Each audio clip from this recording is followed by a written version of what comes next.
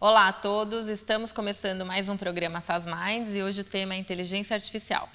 Para falar disso eu recebo Rafael Cavalcante, Head de Data Science do Bradesco, Mônica Tisler, diretora de Soluções e Serviços do SaaS América Latina e Luiz Riscado, diretor comercial do SaaS Brasil. Mônica, aí é um hype ou veio realmente para ficar?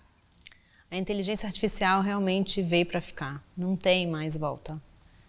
Acho que qualquer indústria hoje que não tenha a presença de inteligência artificial vai acabar se deteriorando não tendo ela. Desde indústria, né, internet das coisas, onde a inteligência artificial vai estar presente, desde os bancos, desde as telcos, varejo, educação, qualquer indústria que a gente pense, a gente vai precisar de ter a parte de computação visual, vai precisar ter a parte de Natural Language Processing, vai precisar ter a parte de Machine Learning, que são modelos analíticos e preditivos. Então, não tem mais volta. A nossa indústria já está num ponto que a inteligência artificial já está dentro dela e fazendo parte do negócio. Luiz, um estudo da PwC de 2018 afirma que 3 indústrias, retail, telecomunicações e serviços financeiros, vão ser os mais impactados a curto prazo por Artificial Intelligence. De que forma realmente que aí vai impactar essas indústrias?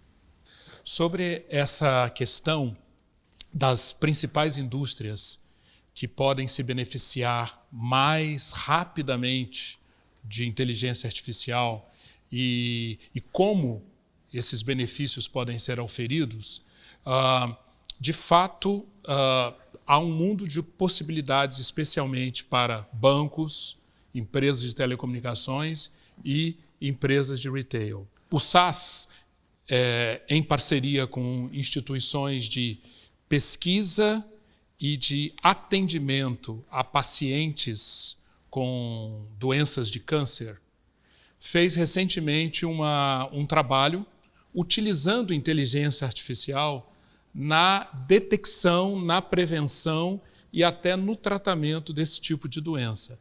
E é muito interessante porque foi constatado que aproximadamente 70% do tempo dos médicos, dos especialistas, era gasto com análise de imagem. E o resultado, a acuracidade daquela análise de imagem era de um determinado padrão. Pois bem, quando inteligência artificial, quando machine learning foi empregada para fazer essa análise, em primeiro lugar, o tempo foi muito mais rápido, liberou esse 70% do tempo dos médicos para fazer efetivamente aquilo que uma máquina não pode fazer, além de uma acuracidade muito maior. Por quê? Porque se trata de comparação, de identificação, de busca de padrões, de repetições. E, nesse caso, o aprendizado de máquina é extremamente eficiente. Os resultados têm sido bastante animadores nessa instituição de pesquisa contra o câncer nos Estados Unidos, e nós acreditamos que realmente isso em breve será replicado para diversos países, inclusive para o Brasil. Pois bem, isto que é um exemplo do que acontece na indústria da saúde é bem emblemático para o que acontece, por exemplo, em telecomunicações. Processos para evitar churn, evitar perda de clientes. Processos para fazer planejamento de capacidade de redes. Eu dei apenas 3 exemplos de uma série de processos que todos os dias rodam numa empresa de telecomunicações e que o aprendizado de máquina, a inteligência artificial, pode trazer, e já começa a trazer, um complemento muito interessante à inteligência natural, à inteligência dos seres humanos envolvidos nesse tipo de análise. Na indústria de bancos, O SaaS tem acompanhado globalmente diversas instituições financeiras que já começam a empregar inteligência artificial em seus processos. E o que nós temos visto é que, especialmente quando se trata de descobrir variáveis novas que podem enriquecer, que podem aumentar a acuracidade de modelos preditivos, por exemplo, modelos que estão sendo industrializados, colocados em produção, para descobrir variáveis novas, por exemplo, que sejam significativas para modelos, machine learning tem se mostrado algo extremamente efetivo e já está sendo empregado com bastante intensidade em algumas instituições financeiras. Esses são alguns exemplos de um mundo de oportunidades, de aplicações que nós começamos a ver nessas indústrias. Bom, Rafael, e para que esses cases aconteçam, é preciso que as instituições tenham equipes capacitadas. Como é possível garantir uma boa capacitação para que elas gerem boas entregas? Acho que o primeiro aspecto, o aspecto mais fundamental, é você entender que a atuação desse profissional transcende uma perspectiva eminentemente técnica.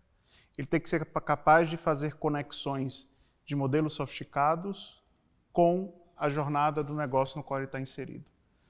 Fazer um algoritmo, fazer um modelo que fique isolado e não consiga ser operacionalizado e não esteja integrado com a jornada final do seu cliente, do seu negócio, é absolutamente inócuo. O algoritmo que fica na prateleira não gera valor para o negócio.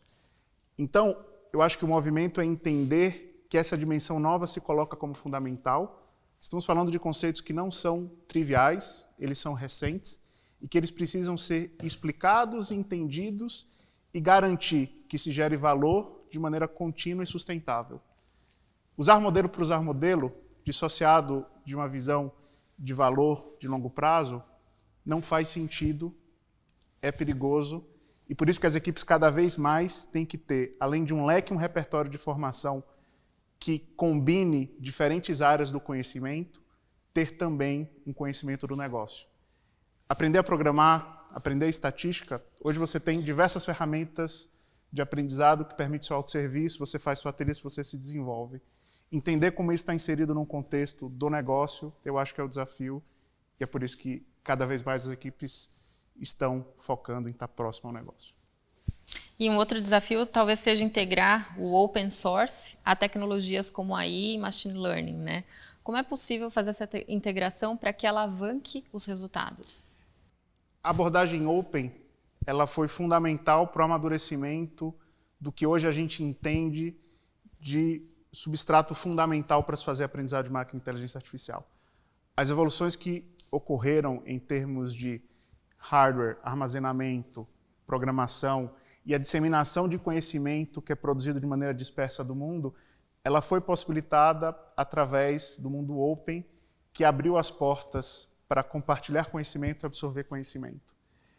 É um mundo ágil, é um mundo que produz muita coisa nova e é um mundo que tem que ser entendido e utilizado junto ao negócio de maneira cuidadosa e controlada. Tudo que é novo e muito rápido precisa ser muito bem entendido para ser operacionalizado. Então, a gente tem que buscar a capacidade de entrega do novo associado a uma consistência e robustez corporativa com muita responsabilidade. Qual a sua visão sobre o termo que está sendo bem falado internacionalmente, que é o Ethical AI? Eu acho que Ethical AI é a necessidade fundamental da gente tratar inteligência artificial, tratar aprendizado de máquina com conceitos muito próximos da nossa experiência e perspectiva como ser humano e cidadão. Existe hoje uma demanda muito forte em relação à personalização. Nós gostamos de ter experiências que sejam personalizadas. Nós ficamos felizes enquanto nós estamos buscando um carro e alguém chega e oferece um carro para a gente. A gente fica satisfeito quando a gente volta para um lugar que a gente vai sempre, seja um hotel, e a pessoa sabe que a gente gosta de andar alto ou andar baixo. Entretanto, existe uma linha muito tênue entre o que é personalização e o que é invasão de privacidade. Tratar modelos complexos com ética é justamente a gente entender que nem tudo é permitido, apesar de tudo ser possível.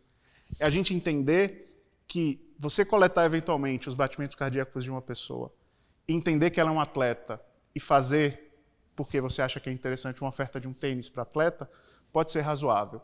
Porém, pode não ser tolerável você usar aquela informação para dar um preço diferente no prêmio de um seguro. Então, tratar as coisas de maneira ética é justamente a gente não incorporar em vícios que intrinsecamente, historicamente, nós cometemos no nosso dia a dia. A gente está usando um poder computacional muito forte. Não tem como a gente acreditar que a combinação de milhares de variáveis ela está me dando um resultado bom e estou satisfeito por isso. A gente precisa entender o fundamento daquela decisão, entender o porquê. Por isso que a gente não pode ficar satisfeito em acreditar que o fato da gente estar combinando milhares de variáveis numa tecnologia super sofisticada e o modelo te dá aquela resposta, é correto, é legítimo usar ela para tomar a decisão. A gente tem que saber o porquê. Como tudo que é exponencialmente poderoso, ela exponencialmente tende a incorporar os nossos vícios e isso precisa ser tratado com muita responsabilidade. E é por isso que o uso sustentável de inteligência artificial passa porque cada pessoa que faz modelo, cada pessoa que faz estratégia use modelo, entenda o porquê, entenda o objetivo e tenha legitimidade no seu uso.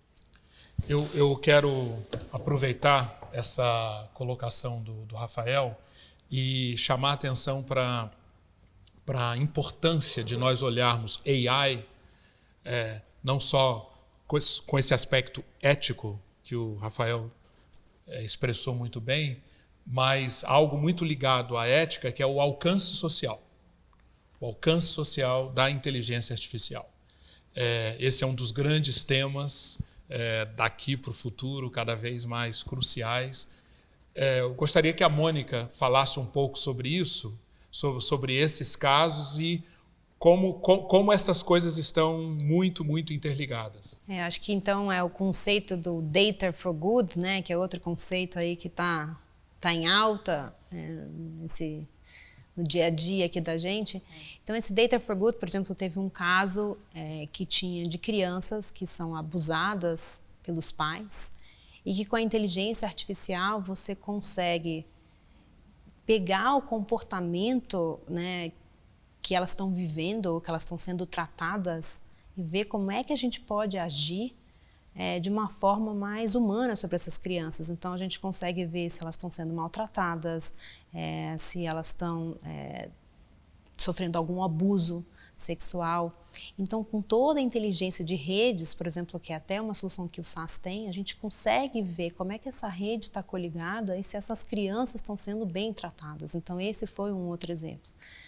Teve exemplos também para doença, né? Então, o ser humano, hoje em dia, a gente consegue ver quando que ele vai ter um infarto, ou a gente consegue ver que ele tem alto índice de diabetes. Então, tudo isso você consegue ver, assim, todo mundo hoje anda com uma pulseirinha aqui. Eles, inclusive, começaram a falar de nutrição digitalizada.